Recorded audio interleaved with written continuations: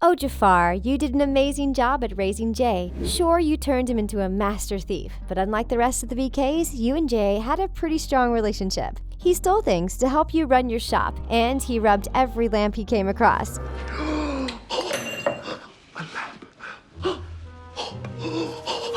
Dad.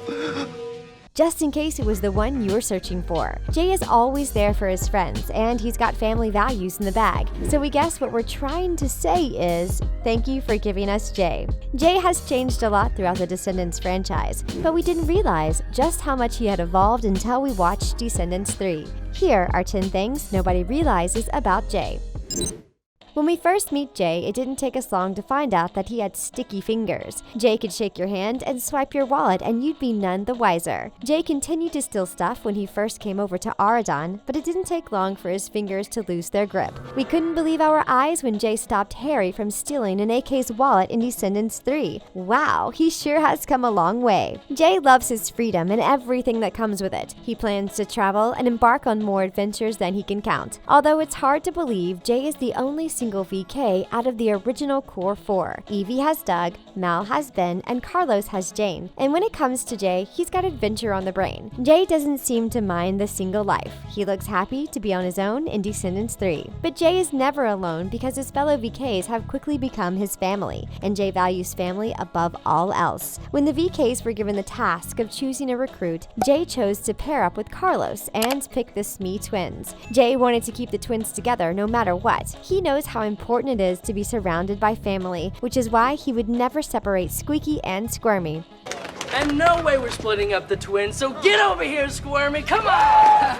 But while Jay may be content with hanging out with the fam, there is one person he didn't bother mentioning throughout the film, and that's Lonnie. Most of us thought that Jay and Lonnie would be an item by Descendants 3, because, well, they totally hit it off in D2. But for some strange reason, Jay remained single throughout the threequel and never once mentioned his could-have-been girlfriend. We wonder what happened between these two. Although we don't get the full story, we do know that Lonnie is spending most of her time with her Swords and Shields team. And since Jay loves sports, he would never stop her from following her passions. Jay's real passion, on the other hand, is playing tourney. He's the tourney team's star player, and he proudly wears number 8 on his back. Did you guys notice how Jay usually sports an embroidered cobra on his back? He loves to represent Jafar, and he does this on the tourney field too. His number 8 is easily switched out for a cobra, mimicking the infinity sign. Whereas Carlos wants to become a veterinarian, Jay wants to become a professional tourney player. Jay's dream is to go pro and become a tourney coach once he's done playing the field. So while Mal and Ben will be busy ruling over Auradon and the Isle, Jay will be touring the world and playing his favorite sport.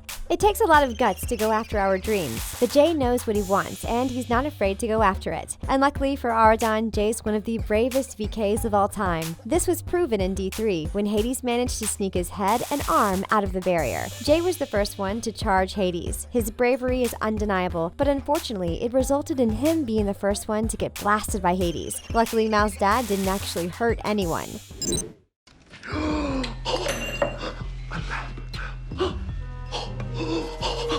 Dad. Jay has always been brave, which makes us wonder if this is something his father taught him. You might have noticed how Jay is the only VK out of the core 4 to have a single father instead of a single mother, but the scale tipped in Descendants 3 when Hades was revealed as Mal's dad. Now both Mal and Jay have father figures in their lives, but who could Jay's mother be? If you have any theories, comment them down below. Some people believe that Jay's mom was a pirate, and the reason behind this assumption makes sense. In Return to the Isle of the Lost, Jay gets approached to join Captain Hook's pirate crew. However, Jay refuses and continues to help his father run his shop. It would make sense for Jay's mom to be a pirate since he was approached by Captain Hook, but in the end, Jay ended up being close friends with Uma, Harry, and Gil, so he might very well have the sea coursing through his veins. I like how you get a kick out of a berry bush.